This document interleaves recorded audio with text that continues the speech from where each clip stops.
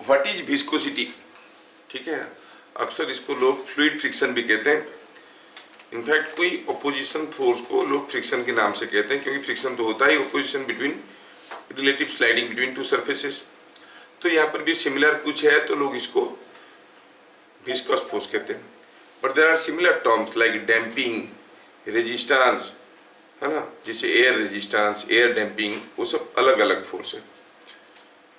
Viscous force भी कुछ ऐसा ही फोर्स है, इसको एग्जैक्टली हम फ्लूइड फ्रिक्शन नहीं बोल सकते, कुछ दूसरा होता है। Let us see what it is, ठीक है। तो पहले हम डेफिनेशन देखेंगे। पहला हुआ the oppositional force developed or the opposition to relative sliding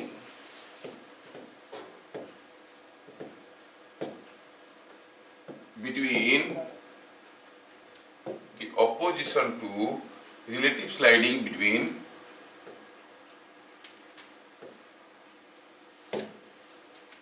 two layers of fluid, layers of fluid is called viscous force. Viscous force, समझ में आ रहा है? The opposition to relative sliding between two layers of fluid, fluid की दो layer के बीच में जो opposition force है, it is given by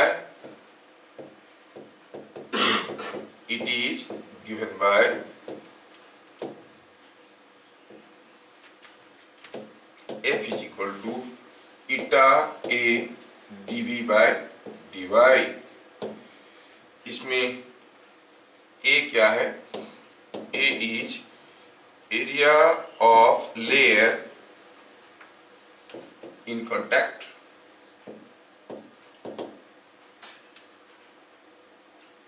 dv by dy क्या है? It is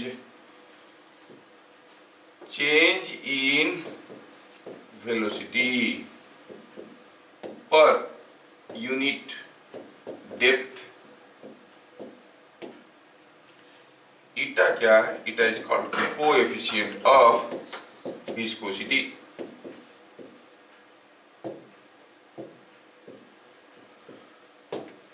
चलो समझते हैं चीज क्या है। ये फॉर्मूला ऐसा है, इसके ऊपर डायरेक्टली ऑलमोस्ट कोई न्यूमेरिकल नहीं आएगा। आता है तो आईआईटी जे लेवल में आता है, स्कूल लेवल में, इवन जेई मेन लेवल में भी कोई न्यूमेरिकल इसके ऊपर डायरेक्टली नहीं होता है। हम लोग जबरदस्ती कुछ कर लेंगे, लेकिन आता नहीं है, खाली फॉर्मूला जानना है आपको। कुछ लोग तो इसको लॉ ऑफ विस्कोसिटी भी बोल देते हैं। It's not a law, it's a derivable thing. Viscous force का फॉर्मूला होता है eta A DV by D Y. ये सारा चीज को एक एक करके समझाने की कोशिश करता हूँ। ये ईटा क्या है? Coefficient of viscosity. ये किसके ऊपर डिपेंड करता है? Depends on nature of liquid, किस किस्म का लिक्विड है उसके ऊपर डिपेंड करता है। जैसे हम कहेंगे ग्लिसरीन के लिए एक वैल्यू ऑफ ईटा होगा, तो वाटर के लिए कुछ दूसरा वैल्यू ऑफ ईटा होगा। It will be different for different liquids, ठीक है। तो अब थोड़ा चलो समझते हैं कि क्या है ये। क्या हो गया? Area of layer of liquid. Suppose I just give you an example. Suppose हमने एक गिलास पानी लिया पीने के लिए और देखा कि पानी में कोई डस्ट पार्टिकल गिरा हुआ है, ठीक है। अगर ये पानी का ग्लास को मैं टेढ़ा कर देता हूं तो what will find? The liquid particle will be appearing in position like this, और यहाँ से पानी गिरने लगेगा। जो पानी यहाँ से गिरेगा वो कहाँ का पानी है? रीजन ए का पानी निकलने लगेगा कि रीजन बी का पानी निकलने लगेगा? सोचो, ऐसे करने से डस्ट पार्टिकल धीरे धीरे धीरे धीरे आके गिर जाता है ना बाहर। मतलब यहाँ का पानी आ रहा है, यहाँ का पानी नहीं जा रहा है। सबसे ऊपर वाला लेयर जो है वो मूव कर रहा है। मतलब ये जब मूव कर रहा है, दूसरा वाला उतना जोर से मूव नहीं कर रहा है। There is a difference in speed और वेलोसिटी। तो अलग अलग लेयर अलग अलग वेलोसिटी में जाते हैं। ये वाला लेयर जितना जोर से जा रहा होगा उसके नीचे वाला लेयर उससे कम वेलोसिटी में जा रहा होगा, उससे नीचे वाला लेयर उससे कम वेलोसिटी में जा रहा होगा। That means when a fluid is in motion different layers are at different velocity. समझ में आ रहा है? अगर हम कहेंगे ए, ये जो हमारा एक्सप्रेशन था इसमें ए क्या है? The area of layer in contact, ये वाला एरिया, ये जो एरिया है दूसरे लेयर के ऊपर स्लाइड कर रहा है, that is the area of the layer in contact. दूसरा टर्म क्या था? DV by D Y. ये जो डीवी बाई डी वाई ये क्या है? अगर हम कहेंगे फॉर योर अंडरस्टैंडिंग, सपोज हम कहेंगे ये कोई एक लेयर ऑफ लिक्विड है और चलो मानते हैं कि उसके नीचे कोई दूसरा लेयर ऑफ लिक्विड है and suppose they are all moving with different velocities. समझ में आया?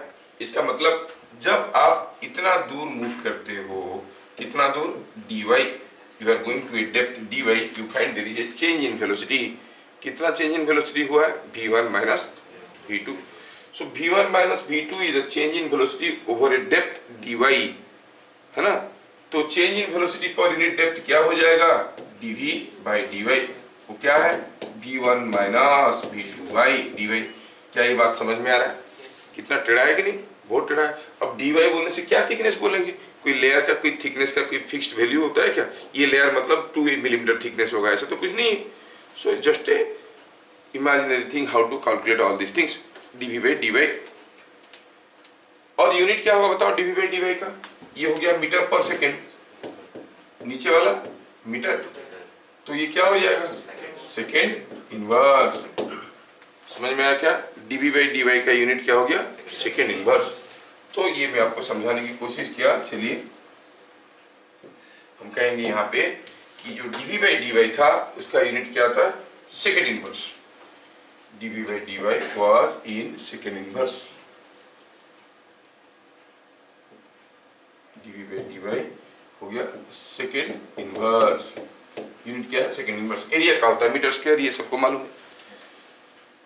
चलिए देखते हैं what is this eta.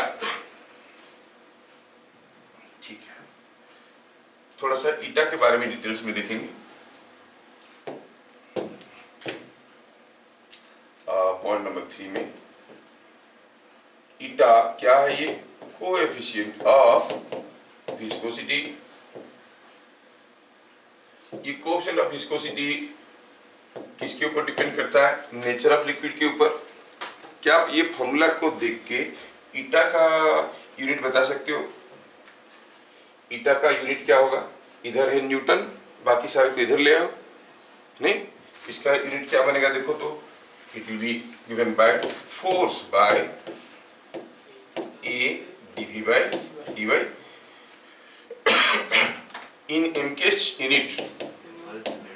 Yes, mks system unit क्या है इसका? न्यूटन पर मीटर स्क्वायर, और इसका वैल्यू था सेकेंड इनवर्स, तो ऊपर जाएगा तो हो जाएगा सेकेंड। समझ में आया? हाँ हाँ, इम्पल्स नहीं है, बट फॉर्मूला कुछ ऐसा जैसा है, न्यूटन सेकेंड पर मीटर स्क्वायर। समझ में आया? इनके सिस्टम ये जो चीज आ रहा है ना, न्यूटन सेकेंड पर मीटर स्क्वायर, इसको कहते हैं पॉइजूली। क्या कहते हैं? पॉइजूली, POISEULLI। लिखते कैसे हैं? PL, 1 पॉइजूली। जैसे न्यूटन होता है यूनिट N लिखते हैं, तो ये पॉइजूली है, यूनिट है PL। ठीक है? क्या बता सकते हो इन CGS system?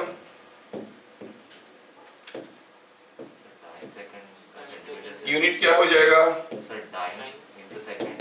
Dine into second by centimetre square. इसको कहते हैं पॉइज। कैसे लिखते हैं? P इंटू है P। क्या आप लोग मेहनत करके कन्वर्ट कर सकते हो कि 1 पॉइजूली हाउ मच पॉइज? ये आपका बोर्ड का बहुत इंपॉर्टेंट क्वेश्चन है स्कूल का। हाँ देखो, उसको मालूम है। Can you convert 1 poiseuille into 1 poise into poise? See, 1 poiseuille is equal to 1 newton second by metre square can be written as 10 to the power 5 dynes second by metre square को लिख सकते हैं 10 power 4 centimetre square, and this entire thing represents poise, so it is coming out with 10 poise or 1 decapoise. Decametre, hectometre सब जानते हो ना unit system में, जैसा ये है 1 डेकापॉइज। 1 पॉइज इज 1 डेकापॉइज और 10 पॉइज। तो अभी तक हम लोग जितने चीज पढ़े इसमें से सबसे इंपॉर्टेंट चीज क्या हो गया, what is the unit of coefficient of viscosity in MK system, what is the unit in CGS system, and how much is 1 poiseuille in CGS system, this 10 poise. समझ में आया? और क्या आप ईटा का डायमेंशन बता सकते हो? देखो तो फोर्स का डायमेंशन हो गया, क्या है, न्यूटन, तो सीधा यूनिट नहीं डायमेंशन लिखते हैं। फोर्स का क्या होता है, mL/T⁻²। एरिया का क्या होगा, L²। ये सेकेंड dV/dy होता है सेकेंड इनवर्स, मतलब T⁻⁻1। सिंप्लीफाई करो तो ये होगा mL⁻⁻1 T⁻⁻1। ये हो गया दूसरा इंपोर्टेंट क्वेश्चन। ये चैप्टर में बकवास वाले इंपोर्टेंट क्वेश्चंस आएंगे, समझ में आ रहा है? क्योंकि डायरेक्ट यूज में नहीं आता ये चैप्टर, क्योंकि चैप्टर का बहुत ज़्यादा डायरेक्ट यूटिलिटी नहीं है और बहुत ज़्यादा चीज़ों को फील करवा भी नहीं सकते प्रैक्टिकली। बस एक इंपॉर्टेंट आर्टिकल आता है इसमें, टर्मिनल वेलोसिटी, ठीक है। बाकी सारे ऐसे यूनिट डायमेंशन ये सब के रिलेटेड क्वेश्चंस आते हैं। ये जो कोएफिशिएंट ऑफ विस्कोसिटी है ये कांस्टेंट नहीं है। For liquids and gases it changes with temperature and pressure. in case of liquids with increasing temperature the value of eta decreases। Temperature बढ़ जाएगा तो कोएफिशिएंट ऑफ विस्कोसिटी लिक्विड के case में कम हो जाता है, बट गैसेस के केस में बढ़ जाता है। With increasing temperature eta increases for gases. समझ में आ रहा है? थोड़ा बहुत लिख लेते हैं about properties of eta। Will write with increase in temperature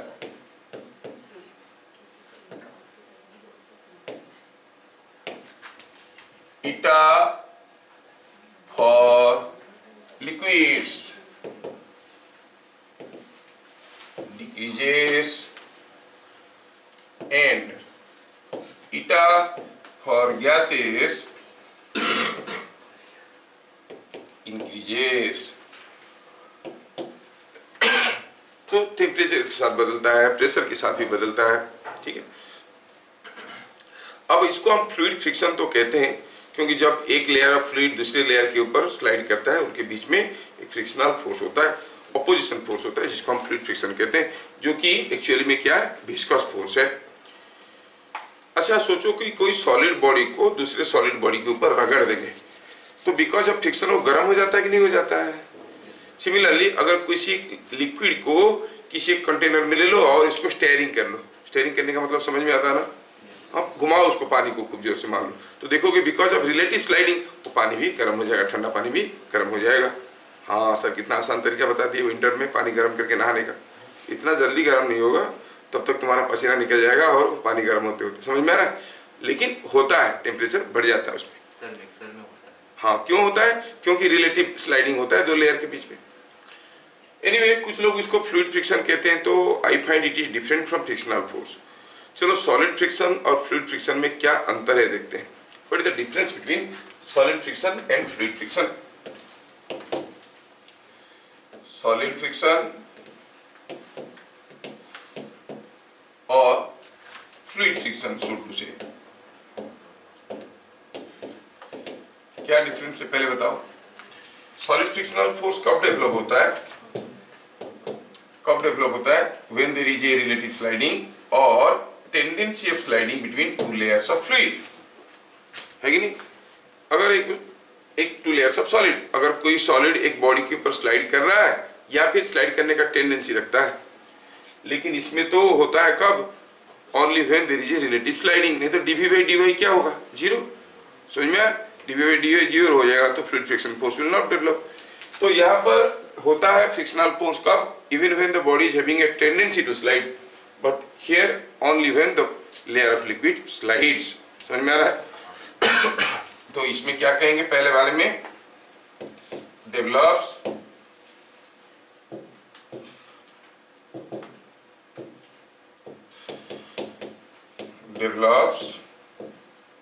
even when there is a tendency of sliding, और यहाँ पर develops only when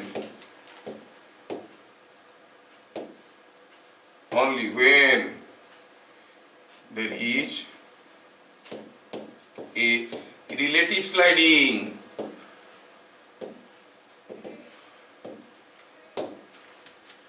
समझ में आया? आपको याद होगा सब चीजें हम लोग पढ़े हैं। अच्छा बताओ तो फ्रिक्शन चैप्टर में हम लोग कुछ ऐसे भी पढ़े थे कि अगर हम कहें कि कोई एक सॉलिड को ऐसा पोजीशन में रख के खींचने में ज्यादा फ्रिक्शनल फोर्स होता है कि ऐसे खड़ा रख के खींचने से ज्यादा फ्रिक्शनल फोर्स होता है?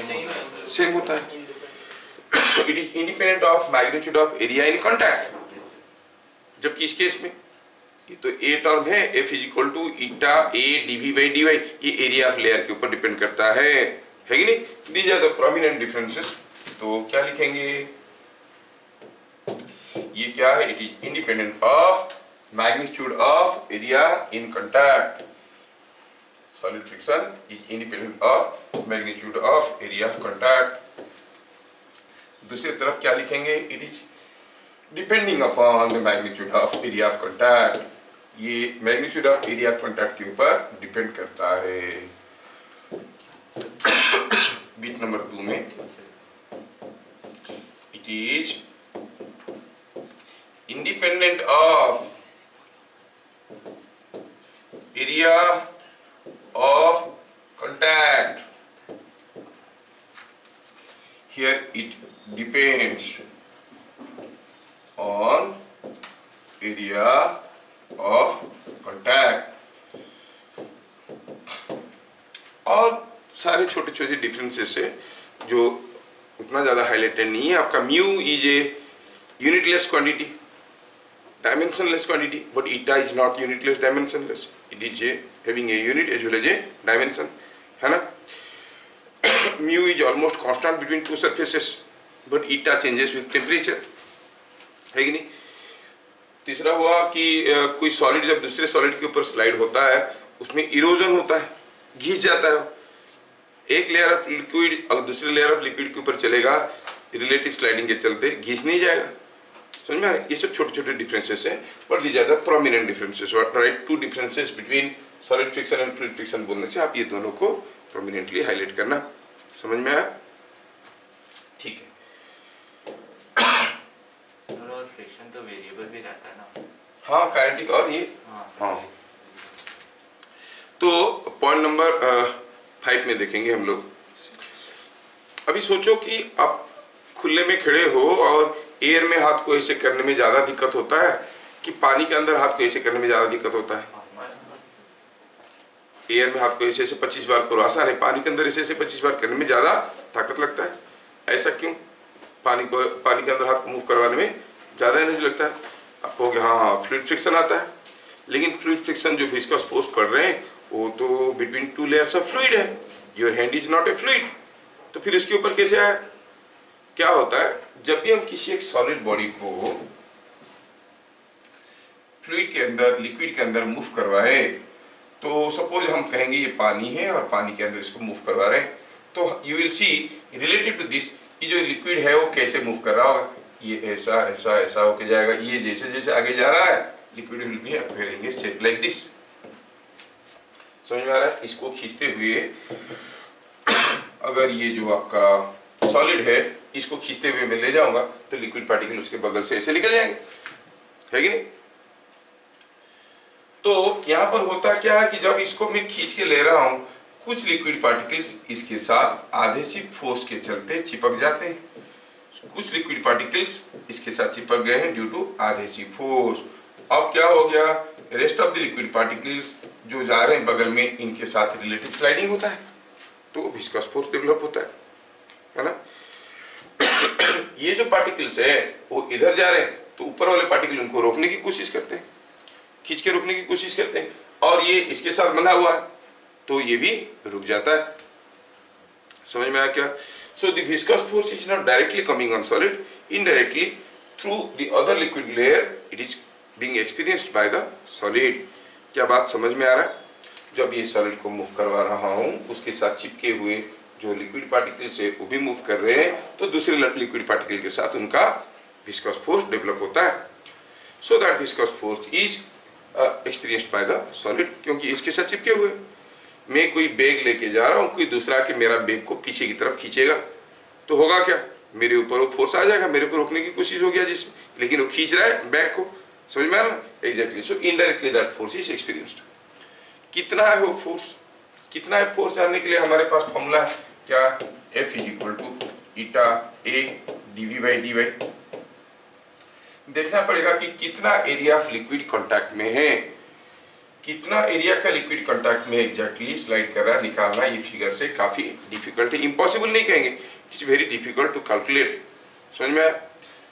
dv by dy। और देखोगे यहाँ का लिक्विड का स्पीड, यहाँ का लिक्विड का स्पीड, यहाँ का लिक्विड का स्पीड, हर जगह का स्पीड भी अलग अलग होगा। dv बाई dy भी निकालना बड़ी मुश्किल वाली चीज है।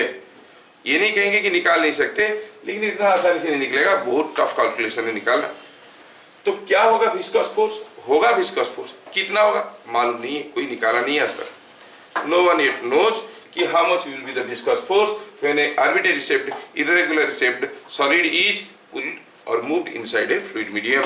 ये स्टेटमेंट इटसेल्फ बहुत इंपॉर्टेंट है कि निकल नहीं सकता, मालूम नहीं है, क्योंकि ये जेई में आ गया एक बार। एक cubical block was pulled with a velocity v, cube का साइड दे दिया, pulled with velocity v inside liquid medium, the viscous force on the cubical block will be a b c। Option दिया था, option D में दिया था can not be said, तो answer क्या होगा कैन नॉट बी सेड। जी में आ गया। समझ में? लोग सोचे क्या होगा मालूम नहीं, टीचर ने नहीं पढ़ाया, वो हो नहीं सकता, निकालना मालूम नहीं है। लेकिन अगर ये बॉडी इरेगुलर शेप नहीं है, कोई रेगुलर शेप का है और स्फेरिकल है, तो इसके ऊपर विस्कस फोर्स कितना आएगा उसको एम्पिरिकली निकाला गया, and that is called Stokes law. ठीक है, पढ़ेंगे हम लोग इसको। तो क्या लिखेंगे इसमें,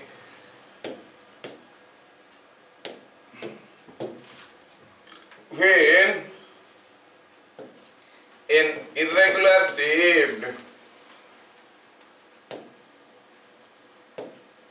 solid is moved inside a fluid medium,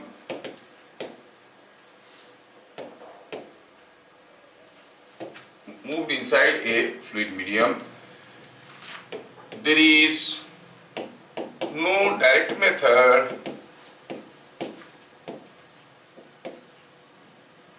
to find out the viscous force on it। इसके ऊपर क्या विस्कस फोर्स आएगा निकालने का कोई तरीका अवेलेबल नहीं है। समझ में आया? However, when a spherical body is moved in a fluid medium, the viscous force is given by Stokes law। Stokes was a mathematician। ये टेढ़े मेढ़े कैलकुलेशन सब आप अगर इंजीनियरिंग पढ़ोगे, इंजीनियरिंग मैथमेटिक्स में देखोगे, स्टोक्स, ग्रीन, गॉस, ये सब मैथमेटिशियन है, लेकिन अपना मैथमेटिक्स का दिमाग लगा के फिजिक्स में काफ़ी चीज़ें वो लोग निकाल दिए। ठीक है, given by Stokes law as F is equal to 6 pi eta r v। where r is the radius of sphere, v is velocity of sphere। मतलब कोई एक स्फीयर है जिसका रेडियस r है, उसको अगर आप v वेलोसिटी में खींचोगे तो विस्कस फोर्स क्या आएगा, 6 पाई ईटा r v। अगर स्फीयर नहीं कुछ दूसरा शेप का है, कितना आएगा, कुछ तो आएगा, कितना आएगा मालूम नहीं है। और मालूम करना चाहे भी तो कर सकते हैं, लेकिन कोई जनरलाइज मेथड नहीं कि कैसा भी शेप का होगा तो क्या करें। क्यूब का पता चल गया, सिलेंडर का क्या होगा, फिर से करना पड़ेगा, कोई जनरल मेथड नहीं है। ठीक है, स्फीयर के लिए निकाला गया है कि ये 6 पाई ईटा r भी है। क्या बता सकते हो ये जो पूरा क्वांटिटी हम देख रहे हैं उसका यूनिट क्या होगा, कोई ध्यान से सुनने वाला बता दो दे। ये जो पूरा क्वांटिटी है इसका यूनिट क्या होगा, क्या होगा, फोर्स है भाई, तो न्यूटन होगा। सिंपल सा चीज है, ध्यान से सुन नहीं रहे हो। ये पूरा क्वांटिटी क्या है, फोर्स है, तो यूनिट होगा न्यूटन। ठीक है, अब ऐसे कौन बोले, स्टोक्स बोले। हम लोग क्यों मान ले वो जो बोलेंगे वो सही बोलेंगे, नहीं। जो भी लॉ था, लॉ को कैसे करते हैं हम लोग, या तो कोई भी स्टेटमेंट कोई दिया तो उसको या तो प्रूफ करते, लेकिन लॉ तो प्रूफ को नहीं कर सकते, बट एक्सपेरिमेंटली वेरीफाई कर सकते हैं, तो हम इसको वेरीफाई करते हैं। ये verification is a important question for your school. School वाले पूछेंगे वेरीफाई स्टोक्स लॉ, कि स्टोक जो बोले सही था, वेरीफाई करो on the basis of dimensional analysis. ठीक है, verification of Stokes law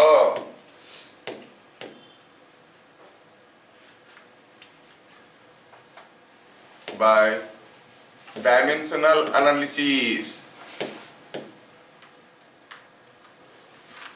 verification of Stokes law by dimensional analysis, ये स्कूल वाले बड़े मजे लेके डालते हैं, क्योंकि इस चैप्टर में ज्यादा कुछ इंपॉर्टेंट है ही नहीं। स्टोक्स लॉ कहता है कि F is equal to 6 pi eta r v। RHS को कहे, RHS में dimension of eta, dimension of r, dimension of v, ये 6 पाई तो कांस्टेंट है कि नहीं। क्या आपको याद है कि ईटा का डायमेंशन क्या था, m l to the power -1 t to the power -1। ये r का डायमेंशन क्या होगा, l to the power 1। v का बाकी लोग देख रहे हैं, कोई बोल भी नहीं रहा है, l t to the power -1। Simplify करो तो क्या आ रहा है, m तो m है, l to the power -1, l to the power 1, l power 1 क्या हो गया, m l -1 ये 1 हो गया। सर वो वॉल्यूम है कि वेलोसिटी, क्या v क्या लिखे हैं यहाँ पर, वो सर ना वेलोसिटी जैसे वो वॉल्यूम लिख दिया। हाँ, वेलोसिटी को वॉल्यूम लिख दिए, क्या मालूम तुम अगले क्लास तो वोल्टेज लिख दोगे। वॉल्यूम को वेलोसिटी, वेलोसिटी को वॉल्यूम लिख दिया, अरे यार। ये क्या है, वेलोसिटी, अब समझ में आया।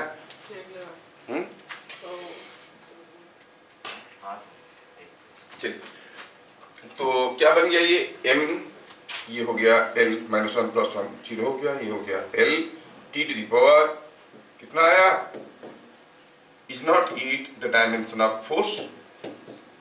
Yes. So dimensionally we could verify that the statement is correct. समझ में आया क्या? Yes. तो पता चला कि स्टोक्स लॉ डायमेंशनली सही है, ऐसा लिखना पड़ता है जब डायमेंशनल वेरिफिकेशन आएगा। बस याद है कि आपको ये सब चीजें याद रखना कि ईटा का डायमेंशन क्या है, आर का क्या है, वी का क्या है। ईटा का क्या है, m l to the power -1 multiply -1, ये याद रखना है। म्यू का क्या था डायमेंशन, फंस गए हम। म्यू का यूनिट क्या था, यूनिटलेस डायमेंशन, इसके यूनिट नहीं तो डायमेंशन कहाँ से आएगा, है ना, no unit no dimension. Anyway ठीक है, तो जैसे जैसे हमें स्टोक्स लॉ समझ में आया, हम लोग एक दो तो छोटे छोटे क्वेश्चन करेंगे, ठीक है। ये platform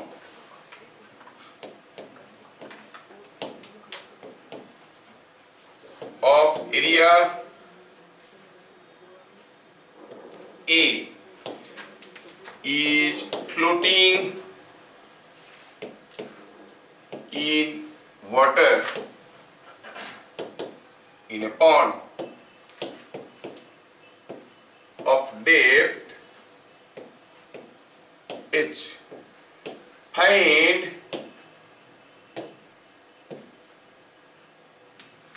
the force required to pull it horizontally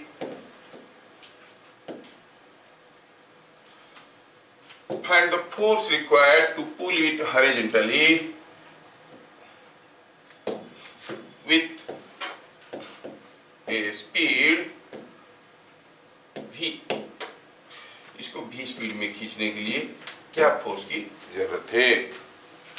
क्या मेरी बात समझ में आ रहा है? What is the force required to pull it with a speed v?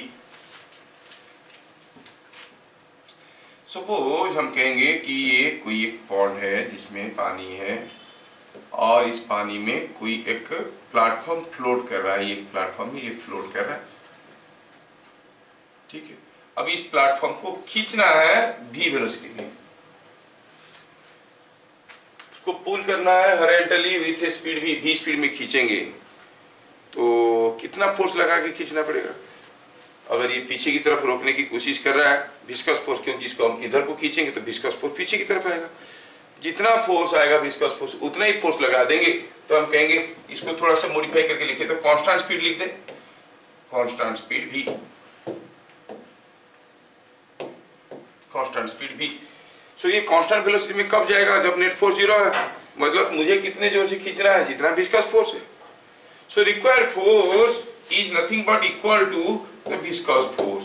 तो इसके ऊपर viscous force क्या आएगा वो पता करना है। असलियत में वही निकालना है कि अगर कोई प्लेटफॉर्म जिसका एरिया A है उसको v वेलोसिटी में लिक्विड सरफेस में खींचेंगे किसी एक पॉन्ड में जिसमें पानी है, पानी का डेप्थ है h, तो viscous force होगा कितना? बात समझ में आए? हमारे पास तो एक ही फॉर्मूला है, या तो स्फेरिकल बॉडी है तो 6/8RV, अदरवाइज जनरल फॉर्मूला 6 इटा ए dv by dy। नहीं तो देखो जब आप ये जो आपका प्लेटफॉर्म है ये फ्लोट कर रहा है, थोड़ा ध्यान से देखो इसको, ये प्लेटफॉर्म इसके साथ जो लिक्विड चिपके हुए हैं बाई आदेशिक फोर्स, ये सारा लिक्विड इसके साथ साथ चलेंगे। नहीं दैट मींस यहाँ का जो लिक्विड लेयर है उसका वेलोसिटी क्या हो गया? v। अच्छा, जो लिक्विड पार्टिकल्स पॉन्ड के बेस के साथ, बेड ऑफ द पॉन्ड के साथ लगे हुए हैं, क्या वो मोशन में होंगे? वो तो वहीं चिपके हुए बैठेंगे। ऊपर वाले में खलबली है, नीचे तो रेस्ट में है लिक्विड, है कि नहीं? मतलब यहाँ का लिक्विड का वेलोसिटी क्या हो जाएगा? 0। सॉल्यूशन में क्या लिखेंगे? Liquid in contact, liquid in contact with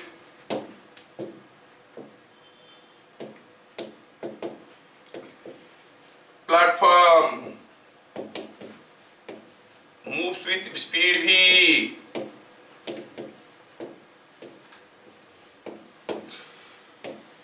Liquid in contact with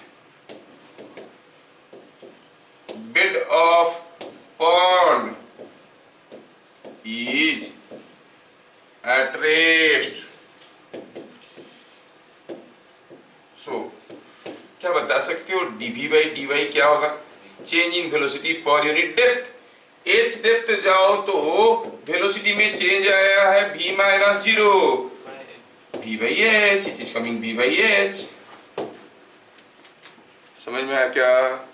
अगर ये बात है तो विस्कस फोर्स कितना हो जाएगा?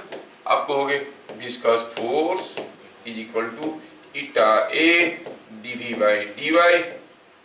dv by dy का वैल्यू लिख दिए हम लोग, क्या लिखे? लिखे v by h, तो ये बन गया कितना? eta A dv v by h। समझ में आ रहा है?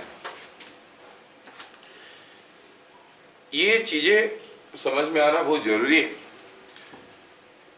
जब कोई एक थिक ट्यूब में मोटे पाइप में लिक्विड फ्लो कर रहा है तो आप देखोगे यहाँ पर जो लिक्विड पार्टिकल्स है वो इसके साथ चिपके हुए हैं। इधर मान लो इसमें से पानी जा रहा है, आप एक छोटा सा पीस ऑफ पेपर लो, उसको यहाँ पे छोड़ दो तो देखोगे फटाक से इसके अंदर से भाग जाएगा। लेकिन सेम पीस ऑफ पेपर को इसके बगल में छोड़ दोगे तो देखोगे इसके साथ चिपक चिपक के धीरे धीरे या फिर कभी कभार तो चिपक के रह जाएगा, जाएगा ही नहीं। समझ में आ रहा है क्या? The layer of liquid in contact with the wall of the tube is at rest, almost at rest. The layer here is moving faster. और अगर ये मोटा ट्यूब है तो there is a difference in velocity and dv by dy क्या हो जाएगा? by r, change in velocity by r। लेकिन जब ये thin ट्यूब है, मान लो कोई कैपिलरी ट्यूब है जिसके अंदर से फ्लूइड फ्लो कर रहा है, in that case you will say this dv by dy is not small because dy is very small. There is, यहाँ का वेलोसिटी हरदम रेस्ट में रहेगा, यहाँ का वेलोसिटी ज्यादा वेलोसिटी में जाएगा तो viscous force comes into play. समझ में आया क्या? तो विस्कस फोर्स पतले ट्यूब में ज्यादा प्रोमिनेंटली काम में आ जाता है जबकि मोटे ट्यूब में वो धीरे धीरे आता है। ठीक है ना? तो viscous force is less in A thick tube and more in a thin tube. तो क्या पता चला? required force is eta A V by H। दूसरा क्वेश्चन लेते हैं। The power required to pull a sphere of radius R horizontally with speed v is p naught। Find power required to pull a sphere of radius 3r with speed 2v। कोई sphere है, उसको किसी एक velocity में खींचने के लिए power की जरूरत होता है p नॉट। अगर 3 गुना रेडियस का स्फीयर होगा, डबल स्पीड में खींचना होगा तो कितना पावर की जरूरत पड़ेगा? क्या आपको पावर का फॉर्मूला याद है? Instantaneous power F into V और F डॉट वी ऐसे था नहीं? तो जब आप किसी एक स्फीयर को खींचते हुए लेने की कोशिश कर रहे हो v वेलोसिटी में, क्या फोर्स की जरूरत है? जितना फोर्स विस्कस फोर्स से इसको रोकने की कोशिश कर रहा है नहीं? अब इसमें विस्कस फोर्स होता कितना है? आप कहोगे हाँ विस्कस फोर्स तो होता है 6 पाई ईटार v नहीं? तो क्या कहेंगे? Power required is equal to Fv। F तो हो गया 6 पाई ईटा r, v के जगह हो जाएगा v square. So what do you find? The power required is proportional to r v square। क्या मेरी बात समझ में आ रहा है? So you say क्या पता चला? The power is proportional to r v square। This is the power required to pull a sphere of radius r with a speed v in a fluid medium। क्योंकि बाकी सारा चीज तो constant है, 6 pi eta they are all constant. अब बोल रहा है कि 3r रेडियस का कोई स्फीयर को 2v स्पीड में खींचना है तो पावर क्या चाहिए? मान लो p2, पहले क्या था? p1। तो क्या हो जाएगा रेशियो? rv का स्क्वायर, p2 का रेडियस क्या है? सेकंड केस में रेडियस क्या है? 3r। वेलोसिटी क्या है? 2v का स्क्वायर।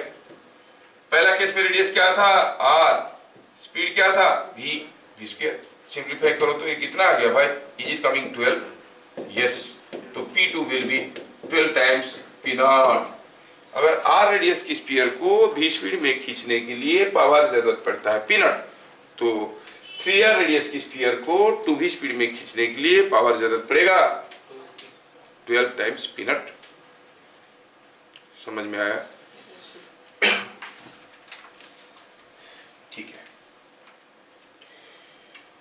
यहाँ पर एक बहुत ही इंटरेस्टिंग और इम्पोर्टेंट आर्टिकल आता है for school and JEE Main medical everything के लिए, that is what is called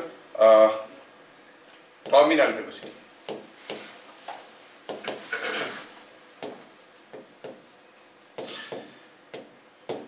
इसमें और एक बहुत ही इंपॉर्टेंट आर्टिकल था पहले, अभी ये रिसेंट सिलेबस में निकल गया है, नीट वाले सिलेबस में भी निकल गया है, that is flow through thin tubes. कोई कैपिलरी ट्यूब के अंदर से फ्लो हो रहा है तो क्या होगा, ठीक है, बड़ा इंटरेस्टिंग और इम्पोर्टेंट था, लेकिन वो सब चीज़ें निकल गया है। तो सिलेबस में जो है वही पढ़ेंगे, जो नहीं है उसको क्यों पढ़ेंगे।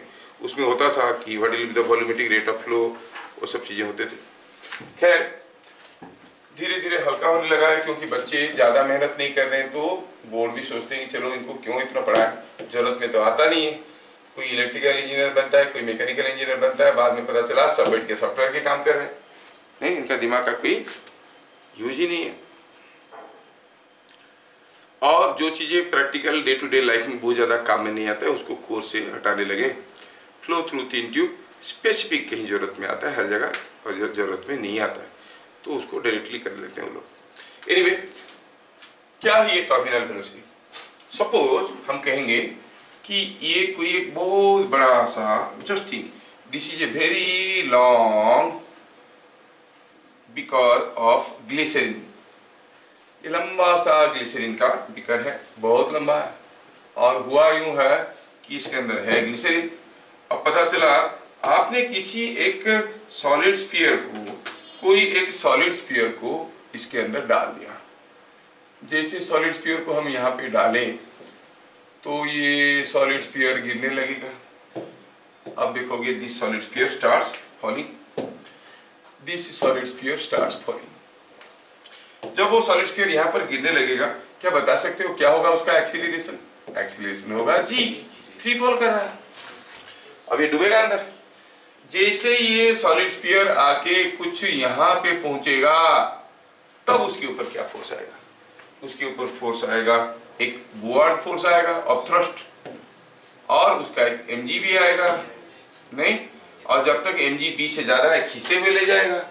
क्या एक्सीलरेशन में खींचेगा? क्या बता सकते हो what will be the acceleration? It is net force by mass, इस एक्सीलरेशन में जाएगा। लेकिन ये वाला एक्सीलरेशन से कम है, एक्सीलरेशन घट रहा है। मान लो कि यहाँ पर वेलोसिटी कुछ है, थोड़ा सा कुछ वेलोसिटी होगा तो छोटा सा फोर्स होगा। ये कहाँ की बात है? जब ये कुछ यहाँ पर आके पहुंचा है, रुक रहे, ये आके कुछ यहाँ पे पहुंचा है, और रुक जा, जस्ट थोड़ा सा एंटर किया, चलो मानते थोड़ा सा घुसा है आसपास। देखा मैं कैसे पानी निकाल के फिर से पानी डाल देता हूँ, है नहीं? कितना आसान है। हाँ, तो ये जब अंदर आया तो सपोज हम कहेंगे इसका एक्सीलरेशन ये हुआ। अब ये एक्सीलरेशन के चलते जब ये नीचे आएगा, इस पोजीशन पे आके पहुंचेगा, तो आप देखोगे कि ये जो मेरा वाला स्फीयर ये जो था शुरू में, हाँ ये था, जब ये स्फीयर इस एक्सीलरेशन से चलते चलते यहाँ तक आएगा, अब उसके पास क्या होगा? उसके पास क्या क्या फोर्सेस होंगे बताओ? एक तो बुआंड फोर्स तो होगा ही, mg होगा, और अभी ये नीचे आने लगा है कुछ वेलोसिटी में, तो उसके ऊपर एक विस्कस फोर्स भी तो आएगा, नहीं? और ये एक्सीलरेशन क्या होगा देखो, अब ये एक्सीलरेशन क्या हो जाएगा? mg minus f minus b by m। और जब तक एक्सीलरेट करेगा स्पीड बढ़ेगा, स्पीड बढ़ेगा तो by Stokes law viscous force होता है 6 पाई ईटा आर भी, तो फोर्स भी बढ़ने लगेगा। जैसे जैसे स्पीड बढ़ेगा f बढ़ेगा, नहीं, f बढ़ेगा तो एक्सीलरेशन घटने लगेगा, the acceleration will go on decreasing. एक समय आएगा जब f और b मिलके mg को कैंसिल कर देंगे। जैसे mg को कैंसिल कर दिए, मान लो कि हाल कुछ यहाँ पे पहुंचा है, अब यहाँ पे आप पहुंच गए हो और यहाँ पर पता चला कि आपका एक्सीलरेशन 0 हो चुका है, तो क्या होगा? यहाँ पर उसके पास जो वेलोसिटी होगा उसी वेलोसिटी में चलता रहेगा। मतलब शुरू में g एक्सीलरेशन से स्टार्ट किया, धीरे धीरे एक्सीलरेशन घटते घटते घटते घटते घटते घटते 0 हो गया, और एक्सीलरेशन 0 हो गया मतलब नेट फोर्स 0 हो गया, लेकिन तब वेलोसिटी 0 नहीं था। तो जब नेट फोर्स 0 है तो body will keep on moving with constant velocity. So when it moves with constant velocity, that velocity is called terminal velocity. अब टॉपिक में आते हैं, क्या कहता है, whenever a solid is allowed to fall through a fluid medium, ठीक है, after a long distance it acquires a constant velocity called terminal velocity. सोचो तो, रेन ड्रॉप्स कितने ऊपर से आ रहे हैं, सपोज 2 किलोमीटर हाइट से आ रहे हैं, क्लाउड 2 किलोमीटर ऊपर है, अगर आसपास का क्लाउड होगा, नहीं तो 3-4 किलोमीटर पे भी होता है, कोई रेन ड्रॉप 2 किलोमीटर हाइट से गिर रहा है, मतलब 2000 metre.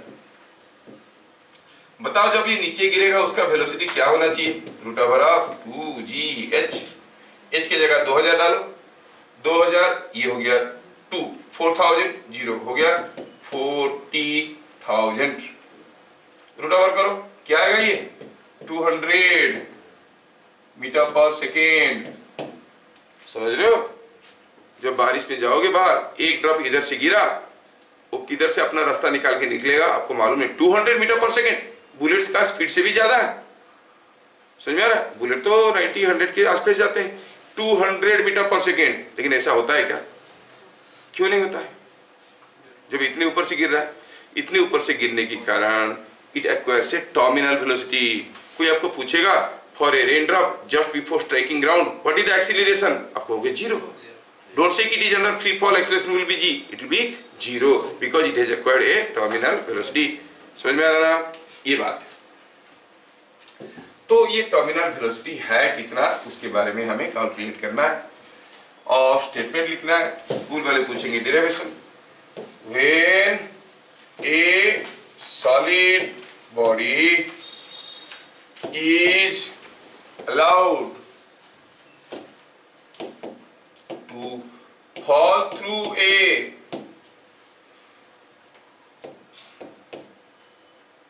fluid medium,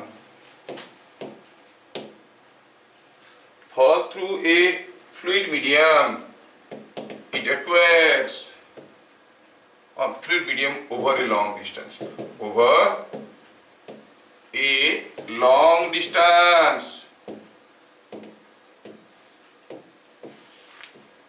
it acquires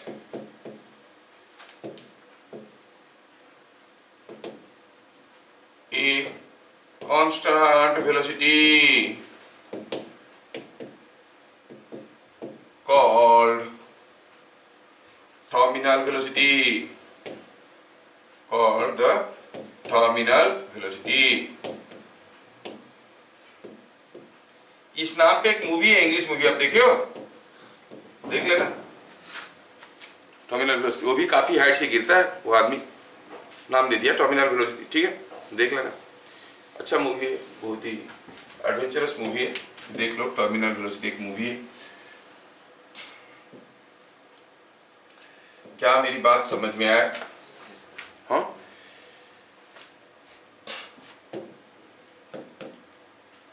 point number 2, in such case acceleration of the body gradually decreases। क्यों डिक्रीज कर गया एक्सीलरेशन, बताओ, ये जो एक्सीलरेशन था ये डिक्रीज क्यों कर रहा था, क्या mg डिक्रीज कर रहा था, नहीं, क्या b डिक्रीज इंक्रीज कर रहा था, नहीं, क्यों डिक्रीज कर रहा था, f बढ़ रहा था, f क्यों बढ़ रहा था, क्योंकि वेलोसिटी बढ़ रहा है, एंड f ही 6 पाई ईटार भी f वेलोसिटी को डिपेंड कर रहा है, f बढ़ रहा था इसलिए एक्सीलरेशन घट रहा था। तो आप क्या कहेंगे, in such case the acceleration of the body gradually decreases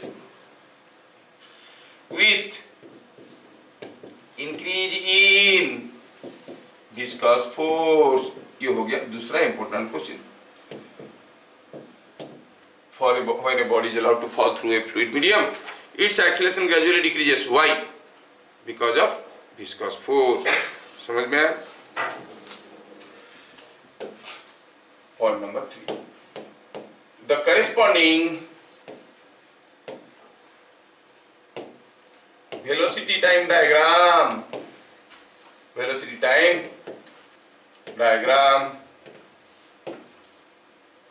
of body is as shown below। उसका वेलोसिटी टाइम डायग्राम कैसे होगा, चलो आप कोशिश करो और बताओ। कोई बॉडी को किसी एक फ्लूइड में डाल दिए, हम वेलोसिटी ड्रॉ करना चाहते हैं।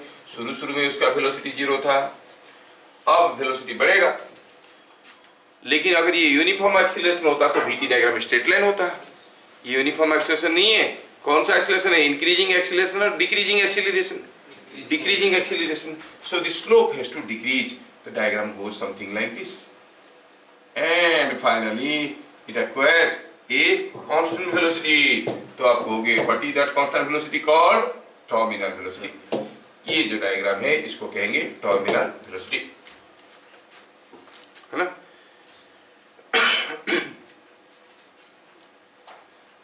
समझ आ रहा है?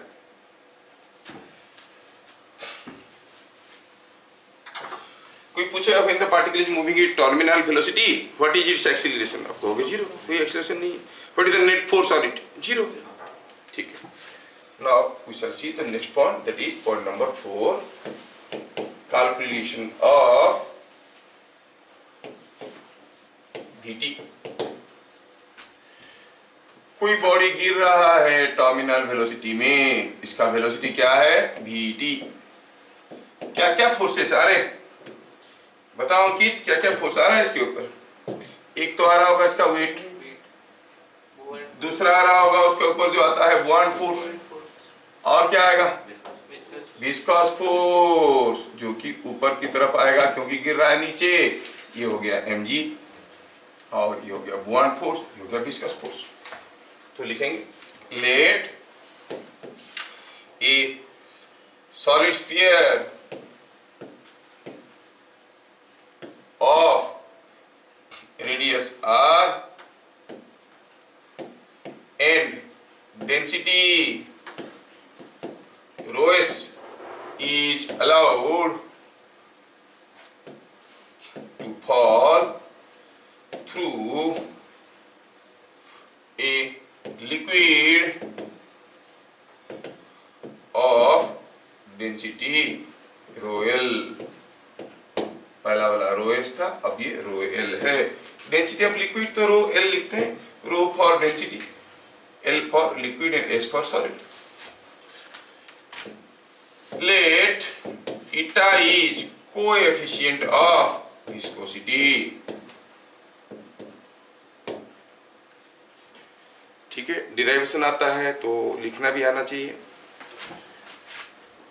डिफरेंट फोर्सेस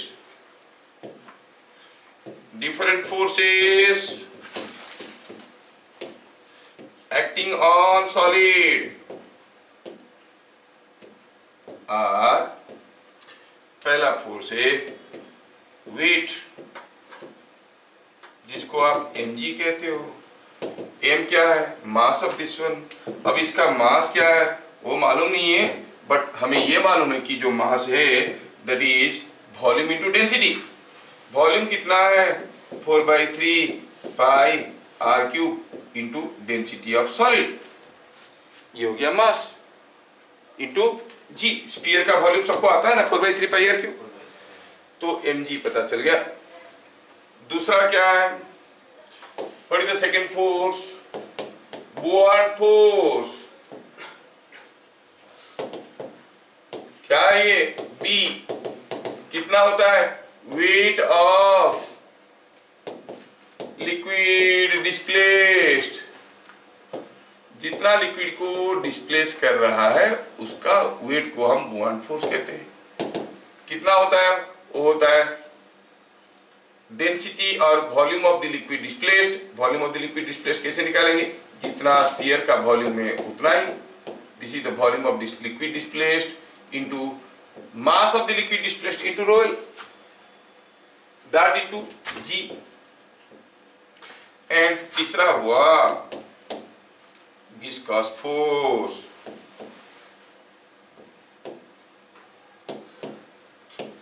एफ क्या है ये?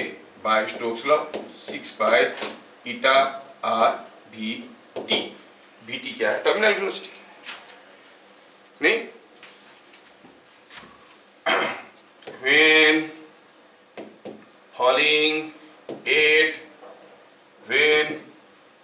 at terminal velocity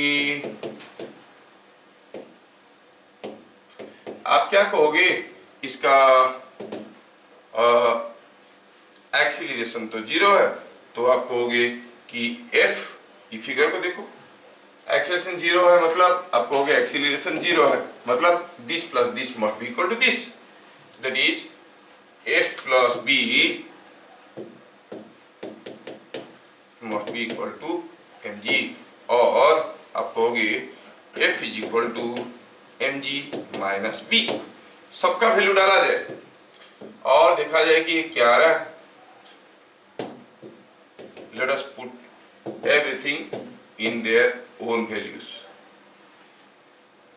F का वैल्यू हो गया 6 pi eta R VT, mg का वैल्यू हो गया 4/3 pi R cube rho S into g, b का वैल्यू हो गया 4/3 pi R cube rho L into g. थोड़ा मारपीट करें तो ये मिलेगा 6 pi eta R VT is equal to 4/3 pi R cube into g, common गया, अंदर आया रो एस माइनस रो एल। क्या बात समझ में आया? थोड़ा और फर्दर सिंप्लीफाई करिए। हमें चाहिए क्या, इसमें से क्या कर रहे हैं हम लोग, हम VT निकालने की कोशिश कर रहे हैं। VT को एक तरफ रखो, बाकी सबको डिवाइड करो। एक तो पाई पाई को कट गया, आर क्यू के साथ कट गया तो ये r² बन गया, 6 नीचे आ गया, ऊपर है, तो सिंप्लीफाई करें और पाया कि VT is equal to 2/9 eta r² g into rho S minus rho L. ये हो गया formula for the terminal velocity. समझ में आया? सिंप्लीफाई करिए, बीटी को एक तरफ रखिए, बाकी सब दूसरी तरफ ले लीजिए।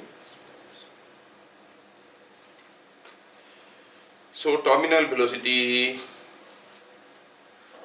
क्या क्या चीजों के ऊपर डिपेंड कर रहा है?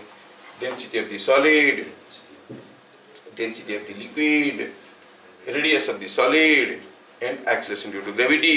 Not only that, the coefficient of viscosity of the liquid. Same steel ball को पानी में डालेंगे तो टर्मिनल वेलोसिटी जो होगा, ग्लिसरीन में डालेंगे दूसरा होगा टर्मिनल वेलोसिटी। समझ में आ रहा है क्या? तो ईटा के ऊपर भी डिपेंड करता है। So terminal velocity depends upon dimension of the solid जो कि r है, एंड नेचर ऑफ लिक्विड जो कि रो एल और ईटा डिसाइड करते हैं, and density of the solid. लेकिन ये सारा चीजों को नजरअंदाज करते हुए फॉर ए पर्टिकुलर लिक्विड ये देखा जाता है कि for a particular liquid and solid आप कहोगे जो टर्मिनल वेलोसिटी है it is proportional to r²।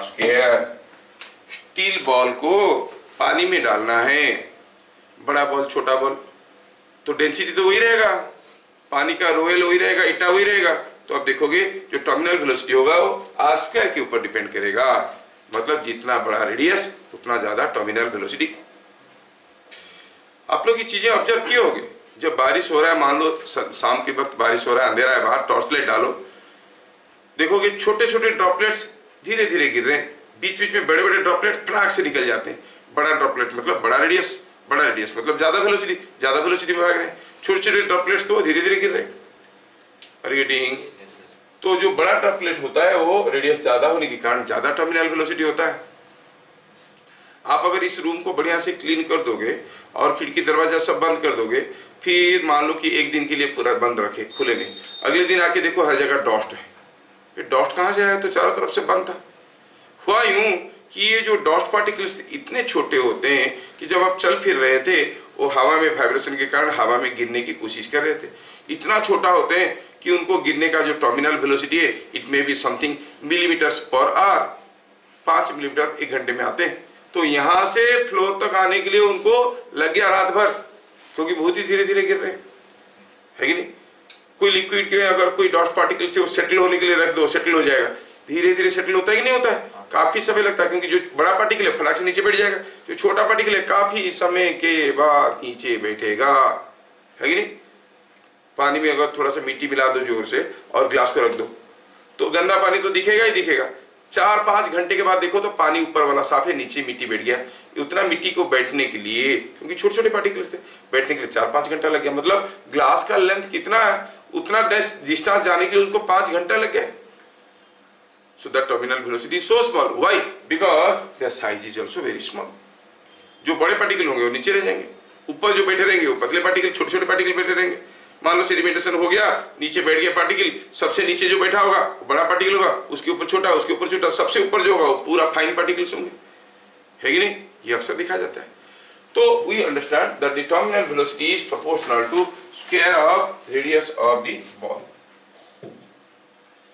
ये इसको लेके क्वेश्चन डाल देते हैं वो लोग सीधे सीधे।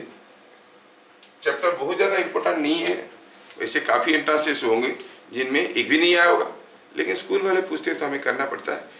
नेक्स्ट हम लोग पढ़ने वाले हैं ग्रेविटेशन, जो में ज्यादा मजा आएगा आपको। एनीवे, ये जो VT proportional to R square है, इसके ऊपर एक क्वेश्चन आता है, क्या लिखेंगे? Two similar raindrops were falling with constant speed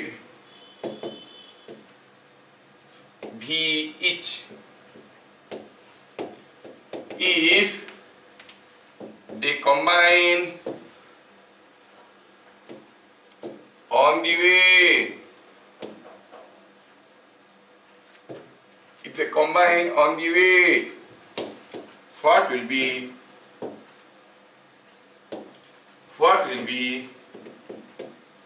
their final velocity?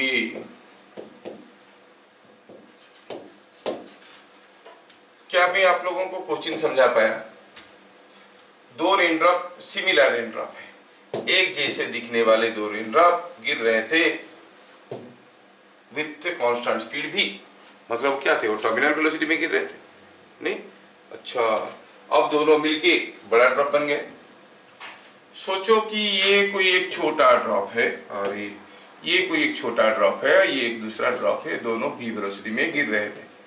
मतलब their terminal velocity was v और रेडियस, मान लो कि इनका रेडियस r था।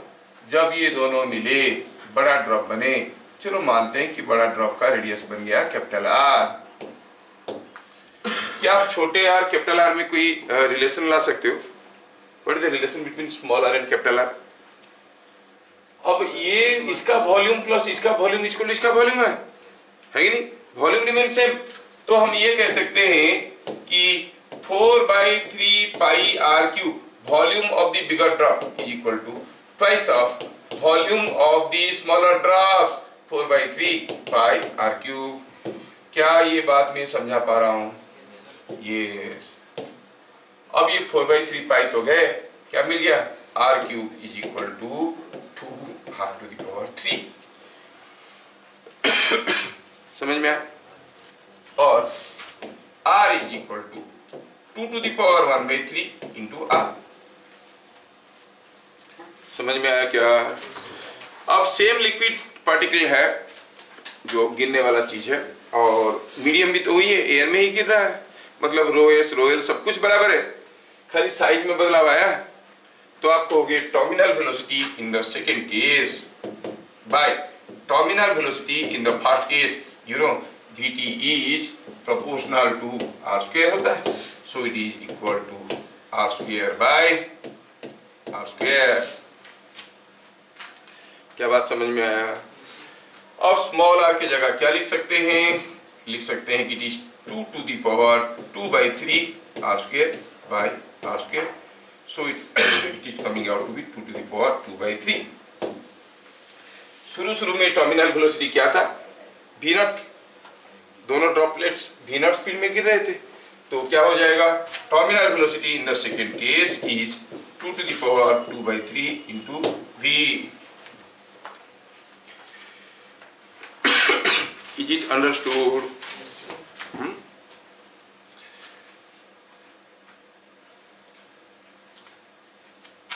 ठीक है।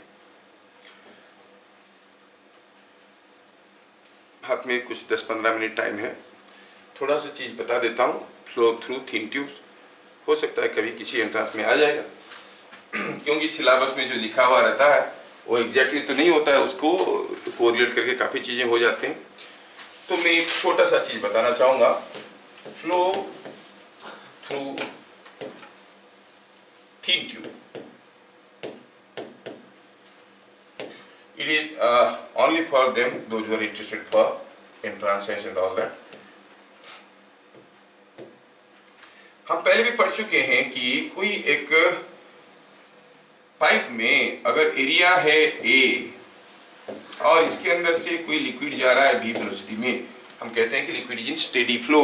स्टेडी फ्लो कब कहते हैं? When at any profile, any section of this flow, the velocity of every particle is same. आप देखोगे यहाँ पे ये हर पार्टिकल बराबर स्पीड में जा रहा है, तो ये स्टेडी फ्लो हुआ। स्टेडी फ्लो हुआ तो what was the volumetric rate of outflow? Area into velocity, equation of continuity हम लोग पढ़े थे। लेकिन जब ये थिन ट्यूब की बात आता है, ये स्टेडी फ्लो नहीं होता है। क्यों? क्योंकि यहाँ का लिक्विड का वेलोसिटी 0 है, यहाँ का 0 है, बीच वाले का सबसे ज्यादा होता है ना? If it is a thin tube, the viscous force becomes prominent. Why? Because of the term dV by dy, क्योंकि dy is very small. समझ में आ रहा है? तो ये काफी ज्यादा होने के कारण viscous force भी काफी ज्यादा हो जाता है। तो thin tube में अगर वॉल्यूमेट्रिक फ्लो निकालेंगे, वो एरिया इंटू वेलोसिटी नहीं होता है, क्योंकि it is not a steady flow. Her point का वेलोसिटी बराबर नहीं है। ठीक है? तो यहां पर कुछ चीजें मैं आपको बताना चाहूंगा, और ये जो आर्टिकल पढ़ने जा रहे हैं, कौन फिजिसिस्ट दिए थे, उनका नाम था पॉइजुली। पॉइजुली इसके बारे में सारा डिस्कशन किए। ठीक है? तो इसलिए उनका नाम को तो ऑनर करते हुए विस्कस फोर्स में उनका नाम डाल दिए। When A viscous fluid passes through a thin tube,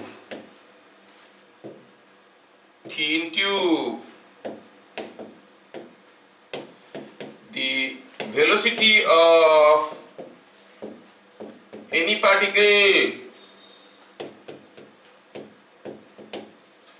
at a distance y from axis of tube is given by V is equal proportional to R square minus Y square. V proportional to R square minus Y square. समझ में आया क्या? जब कोई बात करेंगे कोई थीन tube का, और उस थीन ट्यूब में सपोज हम कहेंगे कि ये है थीन ट्यूब और ये थीन ट्यूब का रेडियस है R, तो यहाँ से इसमें फ्लूइड फ्लो कर रहा है, यहाँ से y डिस्टेंस में जो पार्टिकल है उसका जो वेलोसिटी है disproportional to R square minus Y square. क्या नोटिस कर रहे हैं? अलोंग द एक्सिस जो पार्टिकल जा रहा होगा उसके लिए y क्या है? 0, तो वेलोसिटी सबसे ज्यादा है। और जब y का वैल्यू r के बराबर हो गया, मतलब at the wall of the tube velocity हो गया 0। समझ में आ रहा ना? ठीक। अब कैसे हुआ मत पूछो, बड़ा डिफिकल्ट है। ठीक है? डेरिवेशन क्या है, खाली नॉलेज के लिए दिया गया। अच्छा, ये बात है। इसका मतलब यहाँ का पार्टिकल सबसे ज्यादा वेलोसिटी में जा रहा है और यहाँ का पार्टिकल तो ऑलमोस्ट रुका हुआ है। अच्छा, दूसरा पॉइंट, अगर कोई एक थीन ट्यूब है, समझाने के लिए मैं एक ऐसा बड़ा सा ट्यूब बनाता हूं ताकि आपको दिख जाए, बट अस्यूम करो कि ये ट्यूब थीन है, you are seeing through a microscope and this is what is the axis of the tube, और ये उसका रेडियस r है। अब जान रहे कि यहाँ पर जो लिक्विड जा रहा है वो काफी ज्यादा स्पीड में जा रहा है। The liquid here is moving with high speed, the liquid here is not moving. अब अगर इधर से लिक्विड आके इसके अंदर घुसा, मान लो कि ये किसी टैंक के साथ कनेक्टेड था, पानी जा रहा था, सडनली अब टैंक में रेड कलर का इंक मिला दी, टैंक का पानी रेड हो गया। जब वो रेड पानी इसके अंदर घुसेगा तो दिखेगा घुसने लगा है बोल के, दिखेगा कैसे? How will be the shape of the red colour water in this tube?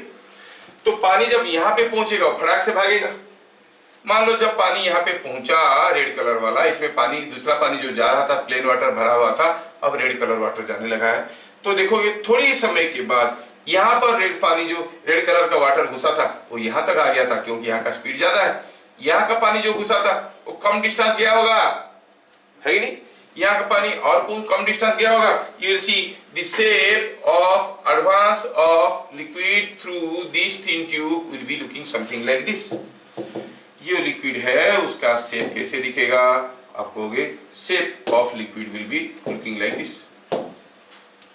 मान लो कि ये क्या था, ये पानी था जो नॉर्मल वाटर जा रहा है, तो the profile is looking like this. अभी रेड कलर का पानी ऐसे घुसने लगा है। It's not a steady flow. At any section the velocity of different particles are different. ये जो प्रोफाइल आया, ये जो शेप आया है, कौन सा शेप का होता है? पैराबोलिक शेप का। It is shape of a parabola. तो क्या लिखेंगे? The profile of advance of liquid, the profile of advance of liquid is of the shape of a parabola.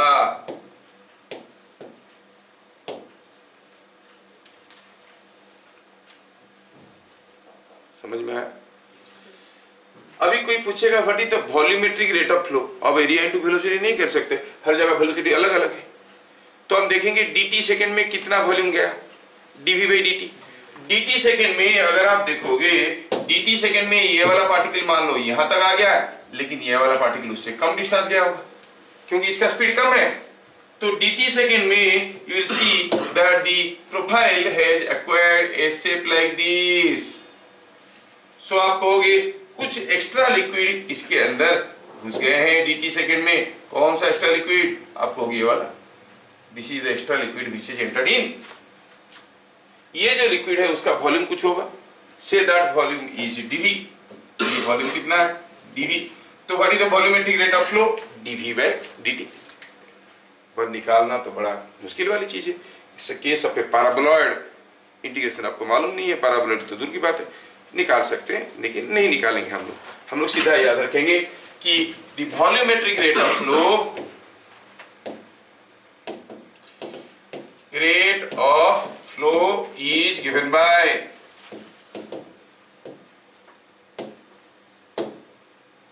dv by dt and that is given by pi p delta p लिखे, pi delta p, just a minute, r4 by 8 eta l।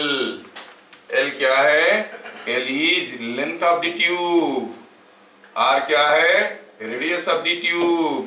अगर निकाल पाओगे तो मिलेगा ये। और delta p क्या है? Where delta p is pressure difference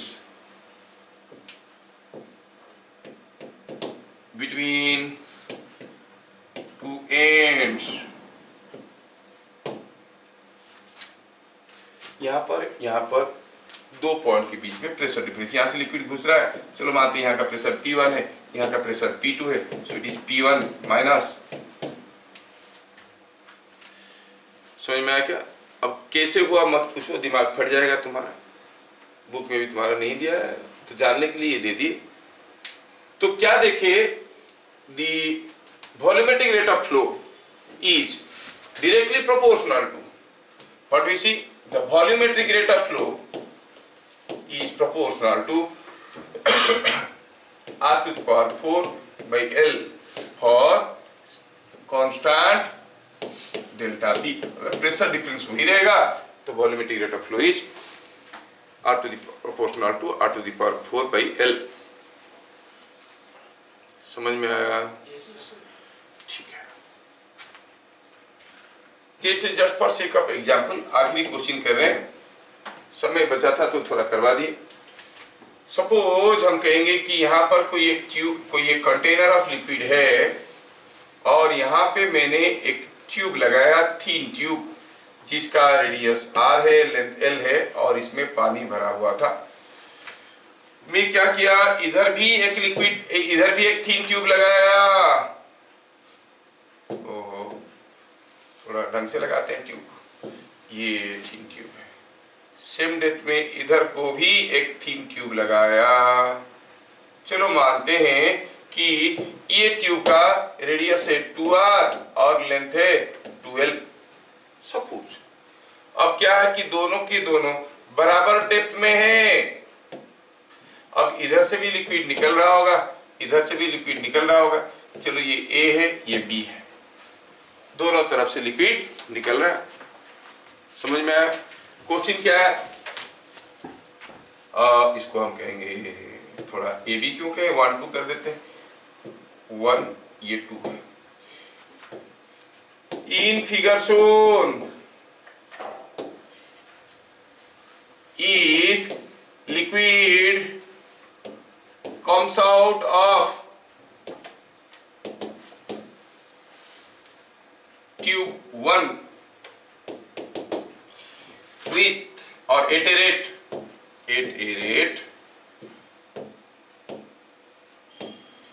100 cc per minute, find rate of outflow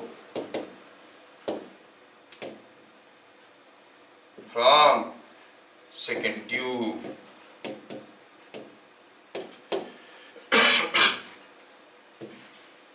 I hope you have understood the question. ओहो, ऐसा कैसा? ठीक है।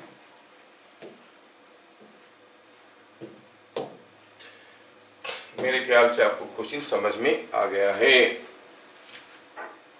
बोला ट्यूब नंबर 1 से लिक्विड आ रहा है, कैसे? 100 सीसी पर मिनट। ट्यूब नंबर 2 से कितना निकल रहा है? ये 100 सीसी पर मिनट क्या होता है? Volumetric rate of outflow. अच्छा, ये दोनों ट्यूब को ध्यान से देखो, दोनों का डायमेंशन अलग अलग है बट लिक्विड तो सेम है। कौन से ट्यूब के दोनों एंड में प्रेशर डिफरेंस ज्यादा है? इसके अंदर प्रेशर जो है, यहाँ पर जो प्रेशर है यहाँ पर भी तो वही प्रेशर है, यहाँ पर एटमॉस्फेरिक प्रेशर है, यहाँ पर भी एटमॉस्फेरिक प्रेशर है। तो दोनों ट्यूब के क्रॉस में डेल्टा पी इज सेम है ना। डेल्टा पी बराबर है तो फिर dV by dt is proportional to r4 by L। समझ में आया क्या? तो क्या लिखेंगे? As delta P is same across each tube,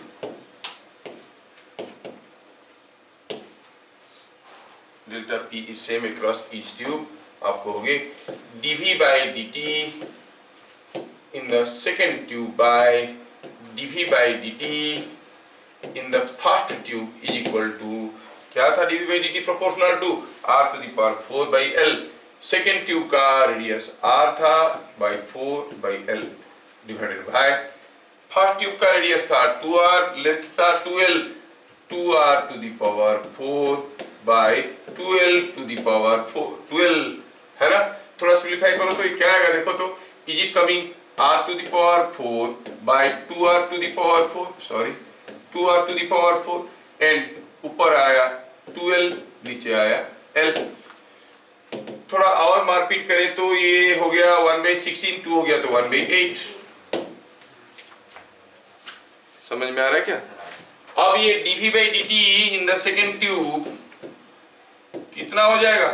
is 1/8 times the dV by dt in the first tube. First tube में रेट ऑफ फ्लो क्या था? 100 cc पर minute, so 100 by 8 that is 12.5 cc पर मिनट। समझ में आ रहा है? एक में अगर 100 cc निकल रहा है पर मिनट, दूसरे में 12.5 cc पर मिनट। ज्यादा अंदर मत जाओ, ये बहुत सारे अंदर चीजें हैं। तो as a whole viscosity is not a very important chapter. School वाले पढ़ाते हैं तो हम भी पढ़ाते हैं, और एंट्रेंस पॉइंट ऑफ व्यू से उतना ज्यादा इंपॉर्टेंट है नहीं। बस 2-3 फॉर्मूला याद रखना है। एक हुआ F is equal to eta A dV by dy, दूसरा हुआ Stokes law 6 pi eta R भी। यहाँ पे सारा न्यूमेरिकल खत्म हो जाता है। और टर्मिनल वेलोसिटी क्या था फॉर्मूला? याद है? 2/9 eta whole into g into rho S minus rho L. याद रखोगे तब ना। यार मेरे को याद आता है, तुम लोग क्यों भूल जाते हो? नहीं सर आप हर साल पढ़ाते हैं। हाँ मानते हैं हर साल पढ़ाते हैं। तुमको अगले साल इस समय में पूछेंगे, बता दोगे क्या? हम भी पढ़ाएंगे कब? अगले साल इसी समय सामने बैठे हुए बच्चों को, बीच में तो नहीं पढ़ाएंगे ना किसी को। हाँ ये तो इसलिए कहते हैं भगवान की शक्ति है कि खुद से कुछ होता नहीं, क्योंकि हम लोग भूलते कब है बताए थे? कब भूलते हैं हम? भूलते हैं क्या? नहीं, भूला जाता है। हम कभी कोई चीज भूल नहीं सकते, हमसे भूला जाता है। नहीं हाँ, कहाँ गुम हो गया? गुमाया क्या? नहीं, गुम हो गया। काफी चीजें प्यार की तरह करते नहीं, हो जाता है कि नहीं? हाँ ठीक। चलो फिर मिलते हैं अगले class. We start with gravitation, don't miss. Next class is on Saturday. फिर मिलेंगे अगले क्लास, तब तक के लिए जय हिंद।